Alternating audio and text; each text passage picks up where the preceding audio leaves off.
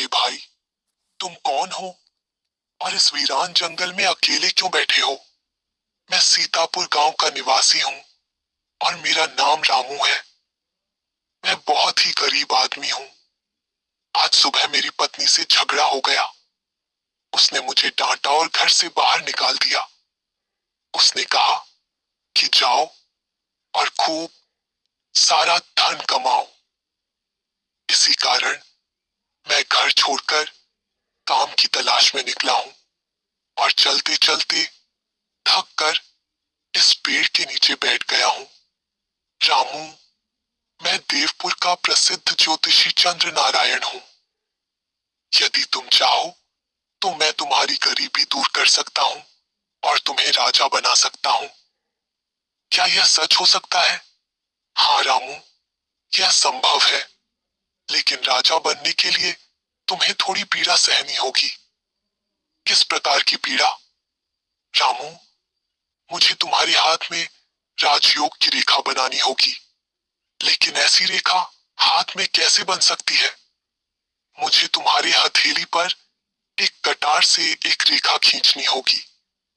इससे तुम्हें थोड़ी पीड़ा जरूर होगी, लेकिन इसके बाद तुम्हारा भाग्य बदल जाएगा और तुम्हारे भाग्य के बंद दरवाजे हमेशा के लिए खुल जाएंगे। रामू गहराई से सोचने लगा और कुछ देर सोचकर बोला, जैसा आप कहें ज्योतिषी जी, मुझे आपकी बात मंजूर है। आप जल्दी से मेरे हाथ में वैसी रेखा बना दीजिए। यह सुनते ही ज्योतिषी ने अपनी कटार निकाली और रामू की हथेली पर राजयोग की रेखा खींच दी और बोले, रामू, अब तुम यहां से जाओ। अब तुम्हारे भाग्य में राजयोग बन चुका है। बहुत जल्द तुम किसी देश के राजा अवश्य बनोगे। रामू ने ज्योतिषी को प्रणाम किया और वहां से चल पड़ा।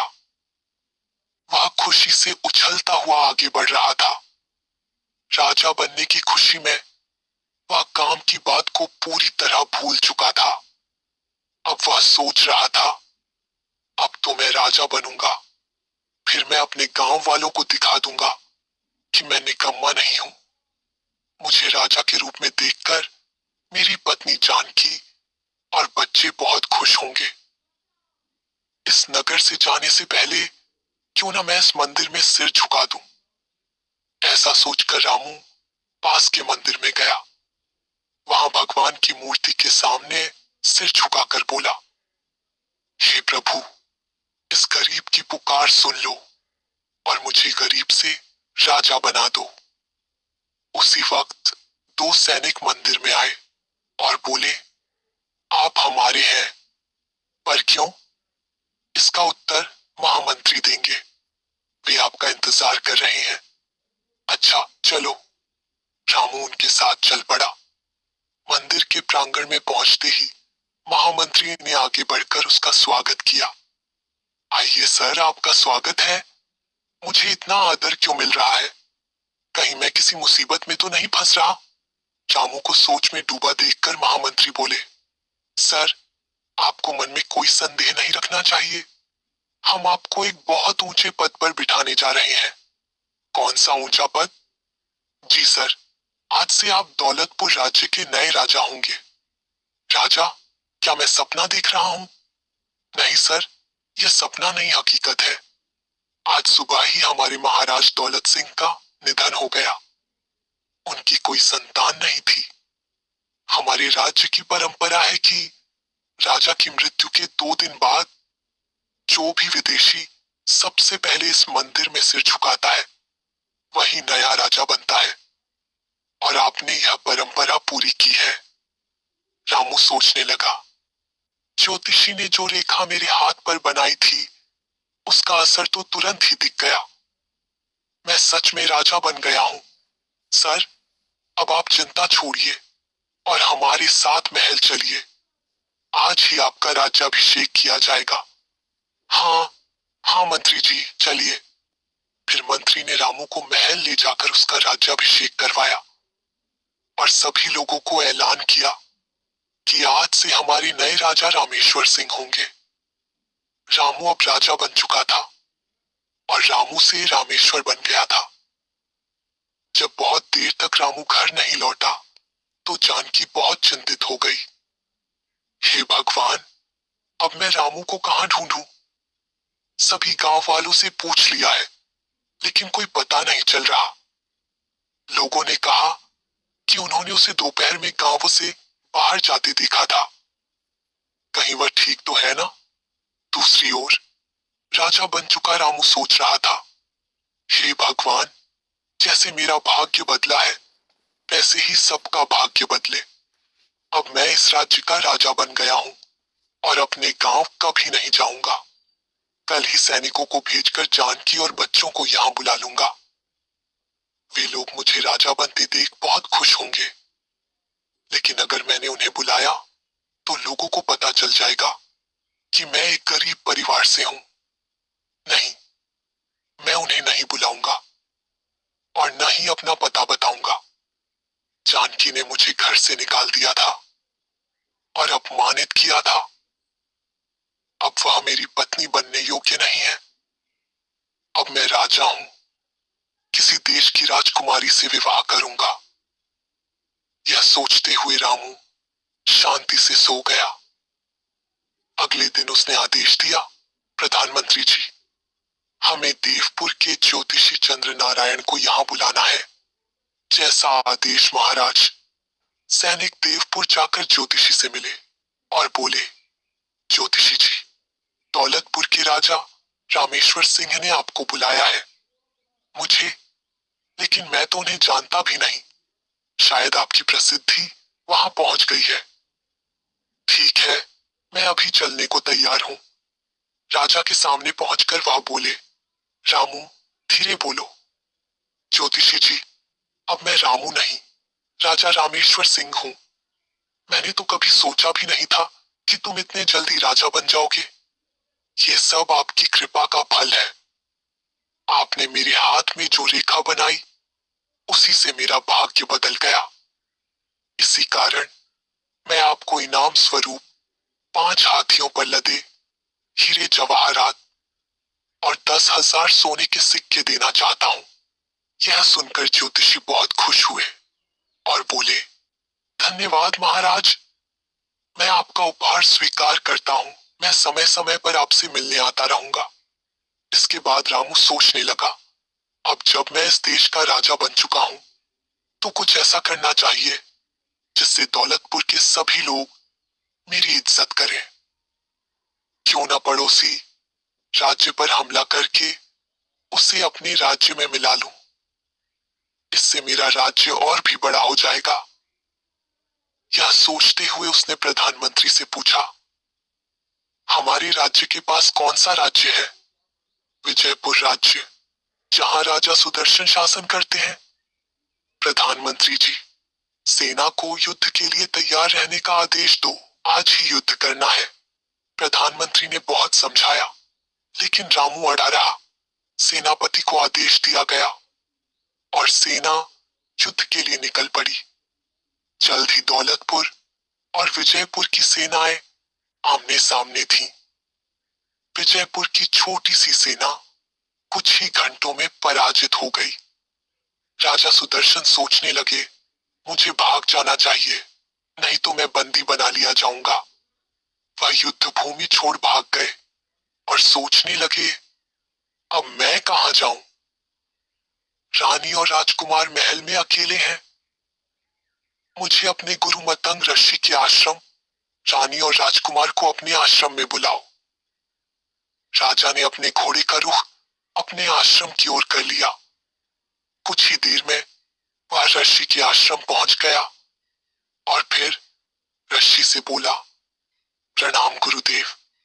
पुत्र सुदर्शन, तुम यहाँ कैसे और इस हालत में कैसे पहुंचे? गुरुदेव, दौलतपुर के नए राजा ने अचानक विजयपुर पर हमला कर दिया और मेरी सेना को हारते देख मैं आपकी शरण में आया हूं। यह बहुत बुरा हुआ पुत्र। मैं अपनी रानी त्रिशला और राजकुमार को महल में अकेला छोड़ आया हूं। हो सकता है कि दुश्मन उन्हें मार डाले। नहीं पुत्र, ऐसा नहीं होगा। मैं अपने एक शिष्य को विजयपुर महल भेजूंगा और वह तुम्हारे परिवार को सकुशल यहां ले आएगा। तुम चिंता मत करो। उसी समय मतंग ऋषि ने अपने एक शिष्य को राजा सुदर्शन के घोड़े पर बैठाकर विजयपुर की ओर भेजा। दूसरी ओर युद्ध भूमि में महामंत्री ने कहा, महाराज, विजयपुर की पूरी सेना पराजित हो चुकी है। अब आपके क्या आदेश है? महामंत्री जी, राजा सुदर्शन अभी तक हमारे नियंत्रण में नहीं आया है, इसलिए उसे पकड़ने के लिए महल पर तुरंत आक्रमण करना चाहिए। शोर मचाते हुए सैनिक उस कक्ष तक पहुंच गए जहां रानी त्रिशला और राजकुमार थे। दोनों को बंदी बना लिया गया। इन दोनों को गिरफ्तार करके जेल में डाल दो। संगीत। महामंत्री जी, अगर राजा सुदर्शन नहीं मिला तो क्या? उसकी पत्नी और पुत्र हमारे बंदी हैं। एक न एक दिन राजा भी हमारे कब्जे में होगा। यह देखकर महामंत्री मन ही मन सोचने लगे कि हमने रमेश्वर सिंह को राजा बनाकर ठीक नहीं किया। यह बहुत क्रूर है, जो स्त्रियों और बच्चों को भी कैद करता है। उसी समय मतंग ऋषि का शिष्य विजयपुर पहुंचा और वहां लोगों को बातें करते सुना। राजा सुदर्शन भाग गया है और कहीं छिपा है। लेकिन राजा रामेश्वर ने रानी त्रिशला और राजकुमार को कैद कर लिया है। यह सुनकर शिष्य सोचने लगा, यह ठीक नहीं है। मैं यहाँ रानी और राजकुमार को लेने आया था, लेकिन अब जब वे दुश्मनों द्वारा बंदी बना लिए गए हैं, तो महल में जाना व्यर्थ है। मुझे लौट जाना चाहिए। ऐसा सोचकर वह लौट गया और आश्रम पहुंचकर उसने यह समाचार ऋषि और राजा दोनों को दिया। फिर राजा सुदर्शन रोने लगे और बोले, गुरुदेव, उन्होंने हमारी रानी और हमारे प्यारे बेटे को बंदी बना लिया है। यह बहुत अन्याय है। हमने किसी का क्या बिगाड़ा था जो यह अत्याचार हुआ? ऐसा कहते हुए राजा सुदर्शन जोर जोर से रोने लगे। गुरुदेव ने उन्हें सांत्वना दी और कहा, पुत्र, धैर्य रखो। पाप का घड़ा एक न एक दिन जरूर भरता है। राजा रामेश्वर सिंह को भी एक दिन उसके पापों की सजा अवश्य मिलेगी। गुरुदेव, अब तो हमने सब कुछ खो दिया। अब कहां जाएं? पुत्र, अब तुम्हें कहीं जाने की आवश्यकता नहीं है। तुम यहीं हमारे आश्रम में रहोगे। मैं वादा करता हूं कि किसी भी प्रकार से तुम्हारी रानी और पुत्र को वापस लाकर दूंगा। उधर विजयपुर में राजा रामेश्वर ने यह घोषणा की, विजयपुर के लोगों, आज से यह राज्य हमारे अधीन रहेगा। आज से केवल मैं ही इस राज्य पर शासन करूंगा। यह घोषणा करके राजा रामेश्वर दौलतपुर लौट गया। धीरे धीरे 5 दिन बीत गए। 5वें दिन महामंत्री राजा से बोले, महाराज, यहाँ एक परंपरा है कि जब भी कोई नया राजा बनता है, वह सबसे पहले एकांत में जंगल में शिकार पर जाता है, और वह भी बिल्कुल अकेले। महामंत्री जी, अगर ऐसा था तो आपने मुझे पहले क्यों नहीं बताया? जैसे ही मैं राजा बना था, मैं यह कार्य सबसे पहले करता। महाराज, आपने मुझे बताने का अवसर ही नहीं दिया। आप तो राजा बनते ही विजयपुर पर हमला करने निकल गए थे। ठीक है महामंत्री जी, अब हम जंगल में शिकार पर जाएंगे। रामा ने तुरंत घोड़े पर सवार होकर जंगल की ओर रुख किया। दूसरी ओर राजा सुदर्शन गुरुदेव के आश्रम में ही रह रहे थे। गुरुदेव ने कहा, राजन, मैंने अपनी योग शक्ति से जान लिया है कि तुम्हारा शत्रु राजा रामेश्वर सिंह आज शिकार के लिए इस जंगल में आने वाला है। यह सुनकर राजा सुदर्शन चौंक गए।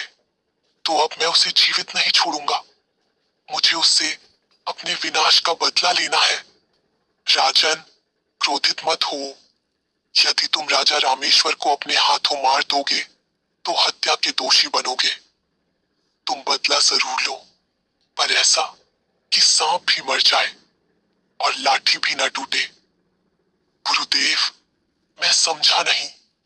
राजन, ध्यान से सुनो। रामेश्वर सिंह एक हिरन का पीछा करते हुए हमारे आश्रम तक पहुंचेगा। जैसे ही वह यहां आए तो मुझसे मिलो। इसके बाद गुरुदेव ने राजा सुदर्शन को पूरी योजना बताई। सुदर्शन बोले, गुरुदेव, आपकी योजना अत्यंत उत्तम है। इससे बिना रक्तपात के मेरा बदला भी पूरा होगा। अब मैं आपके कहे अनुसार ही कार्य करूंगा। जब राजा रामेश्वर जंगल में पहुंचे तो सोचने लगे, रामू, तूने तो आज तक एक चींटी तक नहीं मारी और अब खतरनाक जानवरों का शिकार करने निकले हो। तुझे ना तो तीर चलाना आता है, ना निशाना साधना। तभी उन्होंने एक हिरन देखा और उसके पीछे घोड़ा दौड़ा दिया। हिरन भागते हुए मतंग ऋषि के आश्रम के पास पहुंचा और झाड़ियों में गायब हो गया।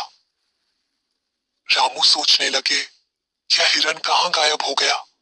संत वेश में खड़े राजा सुदर्शन ने सोचा, अब रामेश्वर सिंह हमारे पास पहुंच चुका है, अब मुझे उससे मिलना चाहिए। वे तुरंत रामू के पास पहुंचे और बोले, राजन, लगता है आप जंगल में रास्ता भटक गए हैं। ऋषिवर, मैं एक हिरन का पीछा करते हुए यहां आ गया, लेकिन यहां आकर पता नहीं वह कहां चला गया। हिरन यहीं कहीं छिपा होगा। अब जब आप यहां आ ही गए हैं तो मेरी कुटिया में आकर कुछ विश्राम कीजिए। ऋषिवर, घोड़ा दौड़ाते दौड़ाते मैं सच में बहुत थक गया हूं। राजा सुदर्शन रामू को अपने आश्रम ले आए। वहां उन्हें फल खाने को दिए गए। फल खाने के बाद वे झोपड़ी में लेट गए और थकान के कारण तुरंत सो गए। संगीत, जब उन्होंने आंखें खोली तो अंधेरा हो चुका था। संत वेशधारी सुदर्शन बोले, राजन, अब जंगल में अंधेरा छा गया है, इसलिए रात यहीं बिताइए और सुबह यहां से रवाना हो जाइए। ऋषि महाराज, आप ठीक कह रहे हैं। यदि मैं रात में जंगल से जाता हूं तो कोई जंगली जानवर मुझ पर हमला कर सकता है। सुबह जब वे जाने लगे तो संत सुदर्शन ने कहा, पुत्र, मुझे लगता है कि आप कोई सम्राट या राजा हैं। रामू अपने सत्य को छिपाना चाहता था। मैं तो दौलतपुर के राजा रामेश्वर सिंह का महामंत्री हूं। यह सुनकर सुदर्शन मन ही मन सोचने लगे, यह साफ झूठ बोल रहा है, जैसे मुझे पता न हो। ऋषिवर, मैंने कभी नहीं सोचा था कि इस वीरान जंगल में किसी तपस्वी संत से मुलाकात होगी। कृपया अपना परिचय दीजिए। राजन, मेरा क्या परिचय? मैं एक सन्यासी हूं। मेरा नाम एकात्नु है और मैं सृष्टि की शुरुआत में जन्मा था। तब से मैंने कोई दूसरा शरीर नहीं लिया, इसलिए मेरा नाम एकात्नु है। ऋषिवर, आप सृष्टि की शुरुआत में जन्मे और अब तक जीवित हैं। यह तो चमत्कार है, कुछ चमत्कार नहीं। तपस्या के बल पर सब संभव है। मैं तप के प्रभाव से सर्वज्ञ हो गया हूं। अगर चाहो तो अब भी प्रमाण दे सकता हूं। तुमने अब भी मुझसे झूठ बोला है। तुम दौलतपुर के राजा रामेश्वर सिंह हो। ऋषिवर, आप सच में सर्वज्ञ हैं। राजन, मैंने तुम्हारे बारे में सब पहले ही जान लिया था। मैं तुम्हें आशीर्वाद देता हूं कि तुम्हारी कीर्ति तीनों लोकों में फैले। लेकिन क्या ऋषिवर? राजन, पृथ्वी के सभी राजा तुम्हारी कीर्ति को स्वीकार करेंगे, लेकिन तुम्हें अपने राज्य के ब्राह्मणों से खतरा है। ब्राह्मणों से कैसे खतरा? यदि तुम ब्राह्मणों के क्रोध से बच गए तो तुम्हारा राज्य सदा रहेगा। ऋषिवर, बताइए, मैं ब्राह्मणों के क्रोध से कैसे बच सकता हूं? तुम्हें अपने राज्य के सभी ब्राह्मणों को महल में एक विशाल भोज के लिए आमंत्रित करना होगा। उस भोज को खाने के बाद वे सभी तुम्हारी प्रशंसा करेंगे। ठीक है ऋषिवर, मैं सभी ब्राह्मणों को भोज के लिए आमंत्रित करूंगा, लेकिन आप भी मेरे साथ चलना होगा। राजन, मैं कभी किसी महल में नहीं जाता, लेकिन तुम्हारे लिए मैं यह व्रत तोड़ दूंगा। मैं दौलतपुर आकर सभी ब्राह्मणों के भोजन की व्यवस्था अपनी निगरानी में करूंगा। यह तो और भी अच्छा हुआ ऋषिवर। अब आप चलिए, मैं 3 दिन बाद दौलतपुर लौटूंगा और तब तक सभी ब्राह्मणों को आमंत्रण भेज दूंगा। राजा रामू अपने घोड़े पर सवार होकर दौलतपुर चला गया। यहाँ राजा सुदर्शन मतंग ऋषि के पास पहुंचे और बोले, गुरुदेव, मैंने जैसा आपने कहा था वैसा ही किया। अब आगे मुझे क्या करना है? सुदर्शन, मैं तुम्हें एक विशेष प्रकार की औषधि का रस दूंगा। दौलतपुर जाकर सबसे पहले यह रस रामेश्वर सिंह के दाहिने हाथ की हथेली पर डालना। गुरुदेव, ऐसा करने से क्या होगा? एक ज्योतिषी ने रामेश्वर सिंह की हथेली पर नकली राजयोग की रेखा बनाई थी। जैसे ही यह रस उसकी हथेली पर पड़ेगा, वह रेखा तुरंत गायब हो जाएगी। इससे राज्य के सभी लोग उसके विरुद्ध हो जाएंगे। फिर भोज वाले दिन, जैसा मैंने बताया था, ब्राह्मणों के भोजन को अपवित्र करना है, जिससे वे क्रोधित होकर रामेश्वर सिंह को शाप देंगे। इसके बाद राज्य की जनता उसे हटाकर तुम्हें राजा बनाएगी और तुम्हारा प्रतिशोध भी पूरा होगा। साथ ही तुम अपनी रानी और पुत्र को जेल से मुक्त कर सुखी जीवन व्यतीत कर सकोगे। ठीक है गुरुदेव, जैसा आप आदेश दें।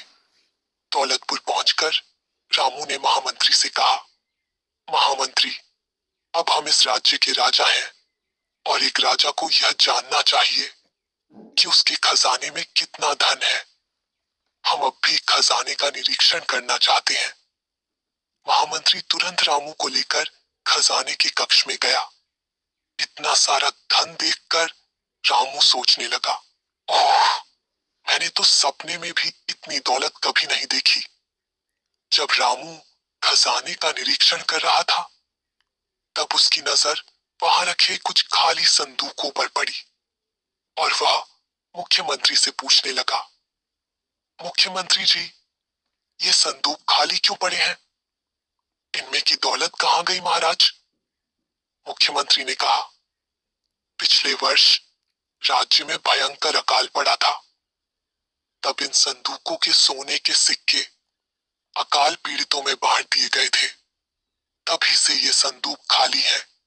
रामू बोला, मुख्यमंत्री जी, पिछले साल अकाल था, पर इस साल तो राज्य में समृद्धि दिख रही है। इसलिए राज्य के हर व्यक्ति से 50 स्वर्ण मुद्राएं करके रूप में वसूल की जाए और इन खाली संदूकों को जल्द से जल्द भर दिया जाए। मुख्यमंत्री बोला, महाराज, आप क्या कह रहे हैं? जनता अभी पूरी तरह से अकाल से उबरी भी नहीं है। ऐसे समय में उन पर इतना भारी कर लगाना उचित नहीं है। रामू गुस्से में बोला, मुख्यमंत्री जी, आप तो हमेशा हमें टोकते रहते हैं। चाहिए और आज से ही हमारे आदेशों का पालन करिए।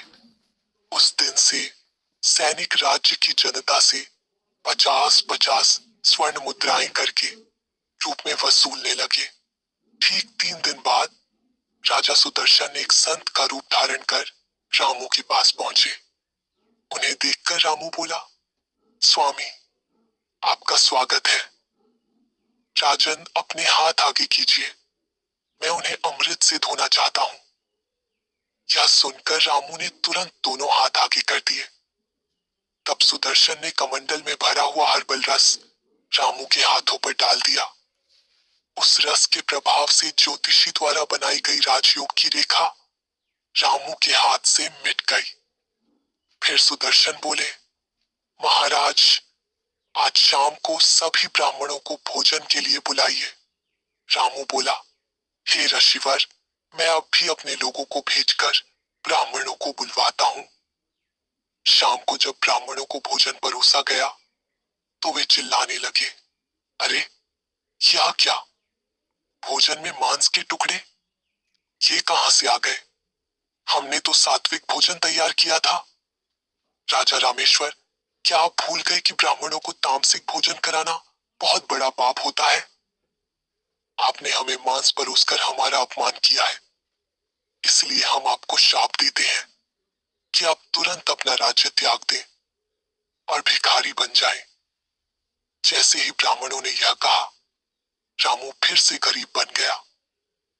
यह देखकर संत के रूप में आए सुदर्शन बोले, रामेश्वर सिंह, यह सब तुम्हारी घमंड और पापों का परिणाम है। तुमने मेरे निर्दोष परिवार और मेरे राज्य